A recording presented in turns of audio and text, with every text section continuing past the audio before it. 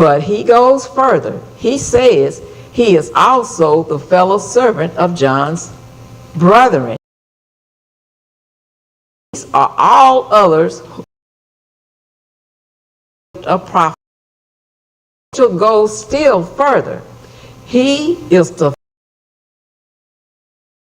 keep the words of this book.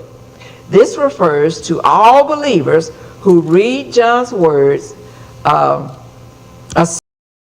and then make them the standard of their faith and living. And so they were neither add to nor subtract from them. So the angels are not adding to God's word.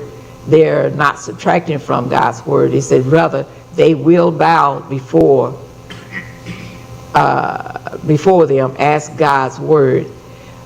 With all such, the angels take his place. So, and then it says, before whom then should John bow? He said, worship God. This simple command sums up the message of Revelation and indeed the whole Bible. It reminds us today that no angel, no saint, no pastor, no teacher, no media personality, no sports hero, or other created being is ever worthy of our worship. Worship God is a fitting conclusion and encapsulates, or it summarizes how we are to respond to revelations. And so it says, blessed are those that read the words of this book out aloud, and those who take it to heart, to hear it and take these words to heart. You know, there's a blessing in reading Revelations and to taking it to heart, not just reading it, but we have to take it to heart. We have to react to it. Know that we have to, not give God lip service, but worship him with our hearts and serve him with our hearts and serve others as we would like to be served, I guess. And so when we serve others, we are serving God, and we love others as we love God, because he loves all of us, and we're all made in his image.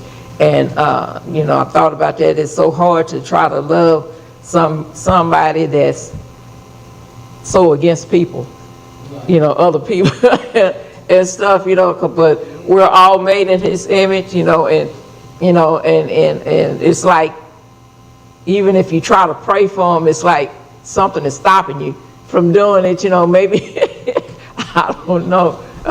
But some people have gone so far to to turning away from God, that God doesn't want us to, I don't know. But some people have gone so far to turning away from God, that God doesn't want us to pray for. So God don't want us to, even on the,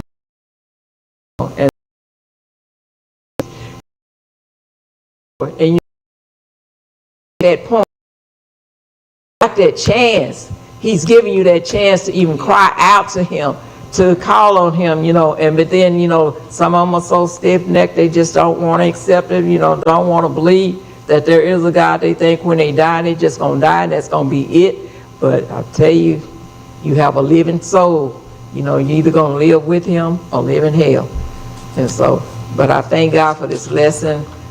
We are about to finish up. We got one more lesson out of Revelations, and it'll be the rest of chapter 22. And so, but this river of life,